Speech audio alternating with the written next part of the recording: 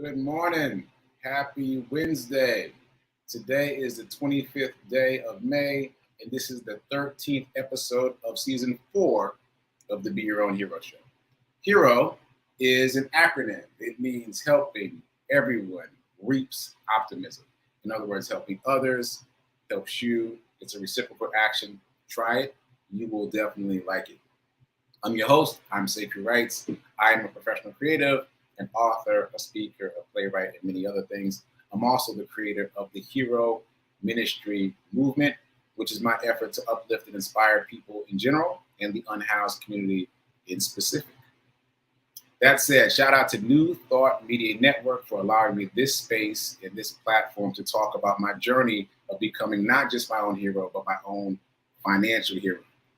So join me here Monday through Friday, 9:45 Eastern Time, 8:45 Central, and 7:45 a.m. Mountain Time. So all that said, quick reminder, I am not a personal trainer, nor am I a financial advisor. So do your own due diligence. Take what I say with a grain of salt. Get inspired to educate yourself about wealth, about abundance, about finance. All that said, let's get into it. Okay. Hero Ministry Movement News. Let's get to it. Today is a big day. Today is day 360 of the Sekou Hero Charity Run. 360. So I am definitely going to play today's run report. Funny thing about today's run report is I forgot to do it. I went back to Fisk University to run on their track, which felt symbolic to me. And then I was so busy getting the right camera angles and footage and all of that I forgot to do the run report right afterwards. I went and I got a smoothie, a protein shake to refuel my body. And it wasn't until I was back in the driveway when I was like, oh, shoot, I got to do the run report. So that's a little inside information that you will not see in the run report. But here is today's run report. I was still then and still am now very excited about the fact that this is day 360 and that will come across. And also I'm telling you about the plan for day 365. And here we go. Day 360. I've now been running every day, at least a mile a day for 360 days in a row. It's incredible. Even to me, it's incredible. I can't believe it. Only 5 more days left. 5 more days left. And I will have been doing this for a whole year. For those of you that asked, by the way, I appreciate you asking. You want to figure out how to celebrate with me? Thank you. Let's all just exercise. May 31st is the day. That's my 365th day. So just exercise and post something on social media and use the hashtag Sekou Hero Charity Run. If you want to donate, donations are still being accepted. Just go to herocharityrun.com. Herocharityrun.com. We're still on mission. We're still raising funds for all these various nonprofits. So you can see the rest of the story on the link later. Okay, I cut it off too short, but I hope you saw that last little piece of the video, photo of me at Fisk University, running my 360th day. 360th day. So on day 365, I will tally up the mileage. I usually do that on the milestone days, or I try to do it on the milestone days. And today is a milestone day, but I'm just going to wait for the big milestone day to tally up total number of miles run, total number of cities, total number donated to charity, total number of charities, all the stats that I can think of, I will drop on day 365, which is May 31st. So super excited about that. Also, who knew that I would be running in a brand new city and state on day 365? I definitely did not see that coming. I'm not going to tell you where yet because that'll be a surprise, but I'm excited that that's how I'll be ending my Sekou Hero Charity Run. Okay, so that's what we got in terms of the charity run. Moving on, there's news coming up. I'm just saying that there's news coming about GoFundMe. Remember I said that GoFundMe was trying to get in touch with me? Well, they got in touch with me. We've had a conversation, and I'm very excited about what's happening there, but I'm not going to announce it yet. I'm going to wait for it to actually happen, and then I'm going to announce it. I think it'll be more impactful that way. So very excited, though, to be in touch with GoFundMe. Okay, moving right along. Let's zip on through Dice Roll Challenge. Dice Roll Challenge. Dice Roll Challenge. If you've been rocking with us, Monday was $6, Tuesday was $5, and today, Wednesday, is another $5. Another $5. Let me just write that down so I have it. There we go. So 6, 5, and 5. We're at $16 for the week thus far if you just want to add it up and contribute in that way. The point of the Dice Roll Challenge is to give you an easy and fun way to set aside money to invest.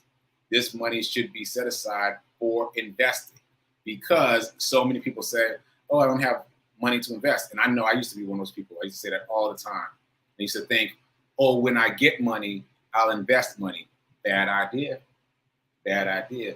Because when you get money to invest, you won't know how to invest. It's the worst possible scenario. You're going to be an amateur investor with a lot of money. Don't do that. Don't do that. Practice now while you're practicing with like $5, $6, $3, because then you'll learn how to invest. It's like anything else. It's a skill that you have to acquire. You've got to build it. So start now. Play with these small numbers and get in the pool. That's my look that I'm about to have a sidebar moment. So my sidebar moment is we got to get in the pool and play with these small amounts because playing in the pool gets you familiar with how it feels. Like not just the science of investing, and it is a science, but also how it feels. You've got to get your mind ready because that's the other part. You can get a lump sum of money. You can win the lottery, but if you're not already moving in the space of abundance, that money's going to go away. They say that at least 60% of NBA and NFL players that come into extreme wealth by getting that job lose all of their money and end up bankrupt after they leave the NFL, after they leave the sports arena. So the number is north of 60%. That's a lot of people. And that's about not knowing what to do with the money. It's not about the money. It's about your mindset about the money. All right. Sidebar done. Sidebar done. Back to the lecture at hand. Today's number is 5. So add your money up, set it aside for investing. Morning Zen. Morning Zen. So I couldn't help it.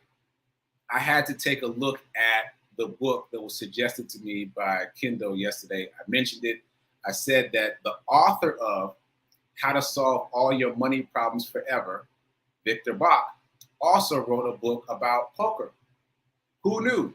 And it's only because I had this experience with Project Love Strong's gala on Saturday where they taught us how to play poker, blackjack, roulette, all the various gambling instruments, that my reticular activating system became attuned to gambling.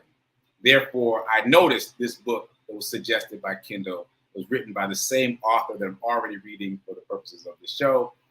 And I love the way that shows you how well the reticular activating system works. Once again, I call it the filter seeker. It's always filtering and it's always seeking. So I read that book this morning as part of my morning Zen. I was like, let's just see what we're talking about. So the book is, can you see that? The 5 Greatest Secrets of Poker and Life, How to Win at Whatever You Do. There we go. The 5 Greatest Secrets of Poker and Life, How to Win at Whatever You Do. Okay, so this is the passage that I'm going to read. Here we go. Life is comprised of a constant stream of decisions. And we can just pause right there. Life is comprised of a constant stream of decisions. I say we can pause right there because, speaking for myself, I don't often think about it that way. Obviously, it's true. But have you thought about that? Thought about it that way? It's a constant string of decisions. And where you end up in life is directly determined by your decisions. Okay, back on track. Life is comprised of a constant stream of decisions. Life is many things, but it is undeniably full of decisions. Well, guess what? So is poker. One of the first things people notice when they study the game of poker is this relentless stream of decisions. You no sooner make one gut-wrenching decision when along comes another, and another, and another, and another after that. And each decision is as perplexing as the one before. It is brutal, and so is life. In this regard, poker and life are alike. So I'm going to read one more passage. Few people grasp the true nature of poker. At its core, poker is not a card game. Players use cards, yes, but it is not a game of cards. It is a game of psychology. Poker is a game of reading, analyzing, and understanding people. It is a game of posturing, a game of manipulation, a game of interpersonal relationships, and a game of supreme, raw competition. Poker is all these things and many more, just like life. Okay, so there's a lot to unpack there. But I really like the fact that I already know this person wrote the book, How to Solve All Your Money Problems Forever. Like, I've already read that book, and I already can vouch for the truth of what he writes in How to Solve All Your Money Problems Forever, which gives me more confidence in what he writes about poker. I've played poker a couple of times maybe, but never really delved into it. And it's interesting to think about not just poker, as he writes, but also blackjack, craps, roulette, all these games of chance as not being so much about chance. Because I don't know about you, but whenever I hear the term gambling, I think of just throwing money away. But look, there's a science to all of it, which reminds me of something that I've said a lot recently. Dangerous things become less dangerous the more you know about them. Dangerous things become less dangerous the more you know about them. So that applies to investing, that applies to trading, that applies to all the wealth instruments that we're talking about. But it also applies to life. There's something that you find really challenging. If you study it and learn more about it, it becomes less dangerous. Now, I've already told this story, but I'm going to tell it again really quickly because this is a good place to insert it. There was a guy playing golf in a big tournament that was televised. And there was a crocodile on the green, on the fairway. I was trying not to get too technical, but it was on the fairway, which is in between where you tee off and putt, right? And the TV cameras were focused on this alligator. And they were like, well, what's going to happen with the tournament? And this guy just comes walking along, and he touches the alligator on his tail. He just bends down and touches the alligator on his tail. And the alligator runs and dives into the pond. And then he just keeps walking. It was nothing to him. And when he got to the 18th hole, which is the final hole, the news media scrum had assembled to interview him, to ask him about the alligator. And he had to my mind, to my eye, looked like he had to think to remember, like, what? Oh, yeah, the alligator. Like, it was nothing to him. And the story came out that he grew up with alligators, so he knew that you touch them in a certain space, certain place on their body, they run away. But to everyone else, they were like, oh, my God, you touched the alligator, right? It wasn't dangerous to him because of his body of knowledge. And life is like that. Investing is like that. Trading is like that. The more we learn, the less intimidating it becomes. So I like this idea of studying poker and studying blackjack as a way to practice focusing on the odds. Practice focusing on the odds, because in games of, I'm going to keep saying chance, in games of chance, just like life, you are assured some losses. You're assured some losses. Like in life, that looks like something doesn't go your way. There's some heartbreak or some challenge. Some things are not going to go your way in life, right? But if you're more strategic about your wins, then all you need, I talked about this before, but I don't know if I gave the exact percentage. All you need is like a 1 to 4% win rate to win long term. All you got to do is carry that win rate long term, and you can have an amazing life. You can have an amazing life. Okay, so that's a bit of a sidebar, but I like this idea of studying gambling as a way to improve the way you think about life and improve the way you think about finance. Okay, so what have I done? What I've done is I downloaded an app that teaches you blackjack or allows you to play blackjack. And I think I'm going to download a poker app too, and just see, like, just play with it and see what comes up for me. And I'm going to keep reading the book. Okay, moving on. Abundance. Let's get into abundance. Okay, so let's do this affirmation. And while I'm pulling up the affirmation, let me shout out the Hero Nation, the people popping in from the Hero Nation. Shout out to Nan. Shout out to Tim. I appreciate you dropping notes in the chat. Here we go. Let's get this affirmation. I am so happy and grateful to be a multi-millionaire in every area of my life. And one more time with feeling, get it down into your bones. I am so happy and grateful to be a multi-millionaire in every area of my life. Ashe and amen. Okay, I actually got that affirmation from Bob Proctor, who passed away recently. But his science of affirmations was very sound. And I mentioned that because we're going to talk about affirmations today. And I was about to say in just a second, but we can talk about it now. As soon as I give you the reminder, if you only spend, you'll stay poor. If you only save, you'll stay middle class. You must invest to change your financial circumstances. You must invest to change your financial circumstances. Don't just blink at me. I'm talking to you. We got to invest. All right. This is new information to me and I'm sharing it with you. You got to invest and invest heavily. All right. I'm done for now. So let's move into affirmations.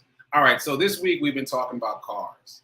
And we've been talking about cars in the context of the book, How to Solve All Your Money Problems Forever. I still love that book title, How to Solve All Your Money Problems Forever. What's the secret of the book? Well, one of the main secrets of the book is affirmations. And the other main secret of the book, let's say call them the first two, affirmations and knowing what you want. So we've been experimenting with knowing what you want in terms of cars. All right, I asked you to choose a car that you wanted. And in all the cases that I saw in the chat, the car that you chose was not your dream car. So that's the first thing. Close the gap between what you think you can have and what you really want. Close that gap. Why can't you have an impractical car? Why can't you have an impractical car and a practical car? Why can't your driveway be full of cars? Like, dream big, ask greatly, right? So here's the exercise from the book, remixed a little bit by me. What we're going to do is we're going to create an affirmation for the dream car. So not the car that you first wrote down that you thought you could have, that was reasonable for you to get, that you decided to get because it's practical. No, we're writing down the dream car, And this is an exercise that isn't really about the dream car. Sure, it's about the dream car, but it's about more than that. It's about mindset. It's about exercising the muscle of reaching for what you want, not what you think you can have. Once again, this is about exercising the muscle of reaching for what you want, not for what you think you can have. All right? So you're going to get specific about the car you want, your dream car. Make, model, color, interior, rims, whatever. All the specific things. You're going to write that down. You're going to get clear on that. Write it down longhand. Don't type it up. Don't be like me. Don't type it. Write it down. There's a difference. There's a better mind-body connection when you write it longhand. So write it down, and then you're going to create an affirmation secondarily. Once you write down specifically what you want, you're going to add it to an affirmation. And I'm going to read you examples from the book. Again, this is from How to Solve All Your Money Problems Forever. So these are examples of properly worded affirmations. So the idea being that affirmations must be positive and they must be present tense. Not I'm gonna, not in the future, not happening at some point, but now. It has already happened. So these are examples. You're also going to use your name. So here we go.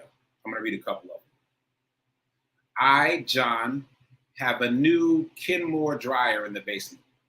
That's very specific. It's written by John. It's a specific kind of dryer, and even where he wants it is specific, right? I'm going to do another one. I, John, own a new red Lexus LS. So we got the make, the model, the color, and again, this is present tense. He already owns it and it's got his name in it. I'm going to do one more. I, John, own a new Samsung 60-inch LED television. Again, present tense, very specific, the brand, the size, the type of TV, and he owns it now, not in the future. So you're going to do the same thing with your dream car. After you get specific about what it is you want, not the car you think you can have, but the car you really want, you're going to create this affirmation that includes it. I, Sekou, whatever your name is, own a, and then write the name of the car. So I'm just going to read his car affirmation again so you can hear it. I, John, own a new red Lexus LS. So I, your name, own a. Do you want new? You should want new instead of used, but fill in the blank for you. What you specifically want in terms of your dream car. All right? And you're going to add that to your affirmation list. So if you do it with me here on the show, we'll do our millionaire affirmation and then our car affirmation, right? And again, yes, it's about the car, but more it's about building the muscle of reaching for what you want, because it's not as easy as it sounds. Like, you noticed, no doubt, that there was a difference between what you asked for and what you wanted. So you got to build that muscle of reaching for what you really want, because it doesn't just apply itself here in terms of cars. It applies itself all the time when you're always like asking for less than what you really want because you think it's reasonable, it's practical. Don't do that. This exercise is about not doing that. Okay. All right, so that's that. Let's move on to a story. So this is another story from the Change for Change Gala on Saturday. Once again, I won my first humanitarian award, which is right back here. You can't see it because it's clear, but it's right here. Couldn't even see it, right? There it is. This is from Project Love Strong, and it was given to me for being a dedicated community partner. Very cool. Anyway, at the event, they had gambling, as I just talked about, and I said today I was going to talk about blue chips. So here's my blue chip story. At some point when I was learning blackjack from one of the blackjack teachers, I showed you a picture of him earlier in the week, I said that I wanted to keep one of the blue chips. And at some point, later on, he asked me about that. And he asked, are you in the stock market? And first of all, I was shy about saying yes. Once again, mindset. You've got to build the mindset. At this point, I should have been able to confidently say, yeah. But I was still kind of tiptoeing around it, right? But I eventually said, yeah, I'm in the stock market. And he said, in so many words, that he wasn't investing in the stock market because he didn't understand it, which I thought was fascinating because of the things that I learned about him while we were chit-chatting. So he's in the landscaping business. He was wearing a lot of expensive jewelry. His aunt was able to win $7,000 playing blackjack in one night. So to my estimation, there was a lot of money passing through the family. And it was interesting to me that they weren't choosing to invest it in the stock market. And I think it goes back to what we just talked about. It goes back to thinking of something as dangerous until you learn enough about it so that it's not dangerous. And I was really struck by that because if she won $7,000 in one night, and I know I mentioned this earlier in the week, but I'm going to say it again. She won $7,000 in one night.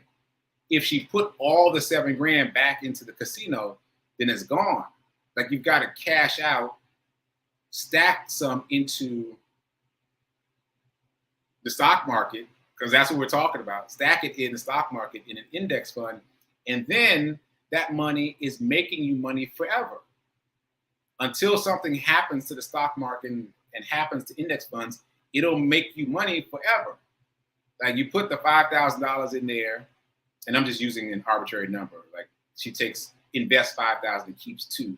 So you put 5,000 in there, divide 5,000 by $500, and that's the number of index fund shares she can buy approximately. And then those index fund shares, those S&P 500 shares, will grow. They will appreciate in capital gains, but they'll also kick off dividends, which can be reinvested via DRIP, and it'll just grow and grow and grow.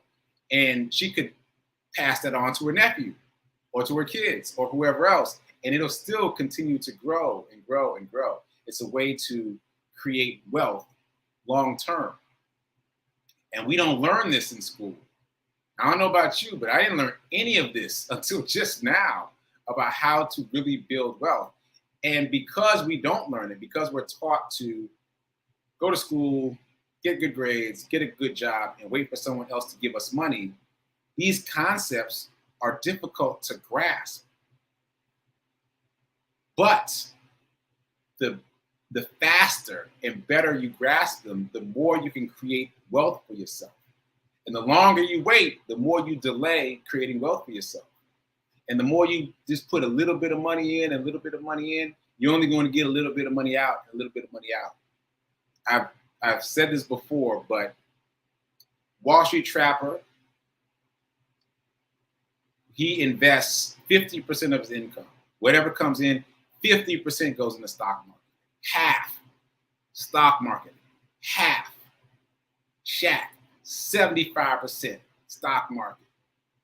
And Anthony O'Neill, 90% stock market. It sounds crazy, right? It sounds insane based on what we've learned about money. But these people, all three of them, can now live off the money that they have in the stock market. They can live off of it. They can create their own salary. So what's my point? My point is we've got to remix our thinking in terms of investing. And that's the point of the show, right? Remix our thinking in terms of investing, but also gambling, learning about how to play poker, how to play blackjack, how to work the odds will help us in how we think about investing and how we think about trading. Because it's about just getting a little bit of an edge, just a little bit, not a whole lot, just a little bit of an edge, and being satisfied with a little bit of an edge and believing that that little bit of an edge will play out well over long term. Okay? So I told you what I did. I downloaded the Blackjack app. I'm gonna play with that. I'm gonna keep reading the book about poker, and maybe I'll download a poker app too. But the point is, if you have already played cards in your life, you could start playing cards again, those types of card games that invites you to calculate just a little bit of an edge, and that'll help you. All right, that's my time for today. It's time for prayer time coming up at 10:15, and this time for Sit with Rev Melissa. Once again, she's on vacation, but she is replaying the GPS series, which was a great series, and it's been fun for me to watch and see where we were with these shows back then. So I hope you tune in to check them out. Join me here tomorrow where we will continue talking about wealth, abundance, and a little bit of gambling this week. Until then, keep doing. Be a hero. Be your own financial hero. And remember that now is better than perfect in terms of investing. Go invest today. Later.